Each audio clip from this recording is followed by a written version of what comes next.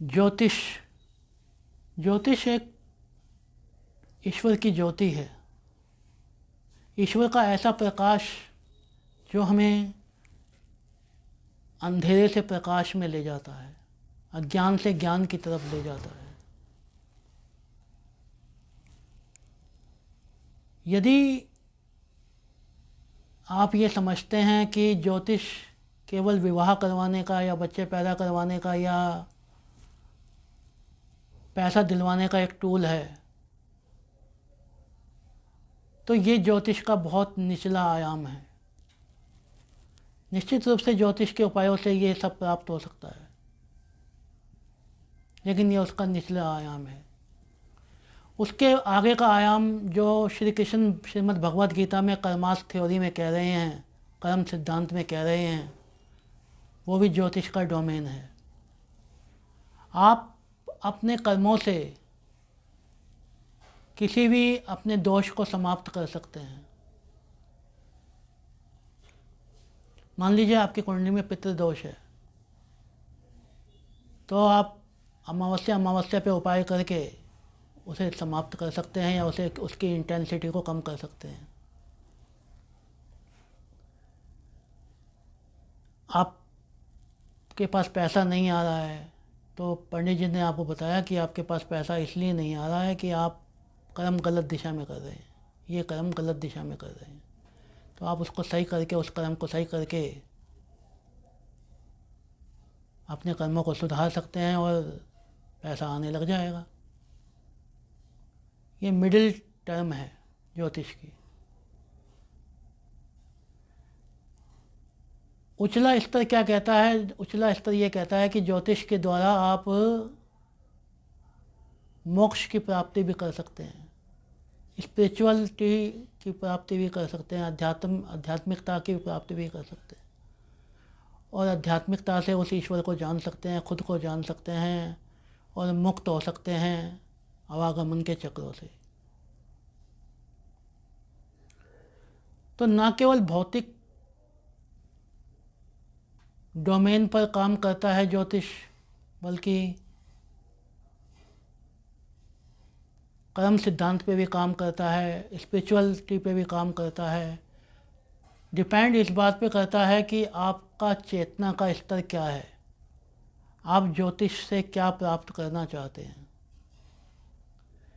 यदि आप ज्योतिष से पैसा, धन, वाहन ही प्राप्त करना चाहते हैं तो बहुत ईजिली मिल जाता है। थोड़े बहुत उपायों से ही वो प्राप्त होने लगता है। लेकिन मैं आपसे कहना ये चाहता हूँ कि ज्योतिष यहाँ तक ही सीमित नहीं है। कर्मास थ्योरी के द्वारा आप अपने बंधनों को, कर्म बंधनों को काट सकते हैं, और स्पिरिचुअलिटी के द्वारा अपने अंदर स्पिरिचुअलिटी विकसित करके अपने अंदर जीव तत्व चेतना का विस्तार करके आप मोक्ष की प्राप्ति भी कर सकते हैं। खुद को जानकर अज्ञान से ज्ञान की तरफ चल के, अंधेरे से प्रकाश की तरफ चल के, ज्योतिष आपको वो उपकरण भी देता है, वो उपाय भी देता है कि आप अपने ना केवल बंधनों को काटेंगे, कर्म बंधनों को काटेंगे, बल्कि आप विकसित होकर अपनी चेतना के स्तर को विकसित करके मोक्ष की प्राप्ति तक कर सकते हैं। और श्रीमद् भगवद गीता में श्री कृष्ण कहते हैं कि एक संभावना ये भी है कि आप कृष्ण भी बन सकते हैं। तो आप अपने आध्यात्मिकता के स्तर को उस लेवल तक ले जा सकते हैं कि आप समस्त प्रकार के बंधनों से, आवागमन के चक्रों से मुक्त हो सकते हैं, मोक्ष को प्राप्त कर सकते हैं। अब मैंने 3 आयाम आपको ज्योतिष के बताए। तीनों आयामों में से आप किस आयाम पर रहते हैं, किस डायमेंशन पे काम करते हैं, आपकी चेतना का स्तर क्या है। आपकी चेतना का स्तर जितना विकसित होता चला जाता है, आप ज्योतिष से उसी प्रकार का काम निकलवाने लगते हैं। यदि भौतिक क्षेत्र में ही आप टिके हुए हैं, आपकी चेतना का स्तर केवल भौतिक स्तर पे ही काम करता है, तो आप पंडित से जाके यही पूछेंगे मेरे बच्चे कैसे होंगे, मेरी शादी कब होगी। छोटे छोटे कार्य या भौतिकता को ग्रहण करना चाहेंगे आप।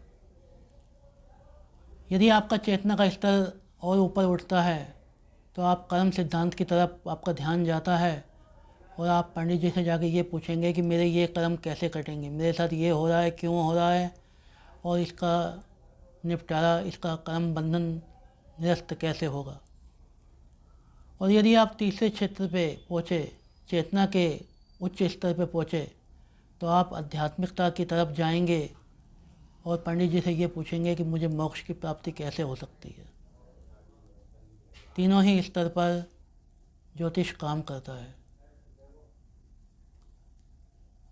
उम्मीद करता हूँ कि ये बात आपको समझ आई होगी और आप अपने चेतना के स्तर को आगे बढ़ाकर उच्च ज्योतिष के उच्च आयाम तक पहुँचेंगे और मोक्ष की प्राप्ति कर सकते हैं। जय श्री कृष्ण, जय श्री राधे, जय माता दी।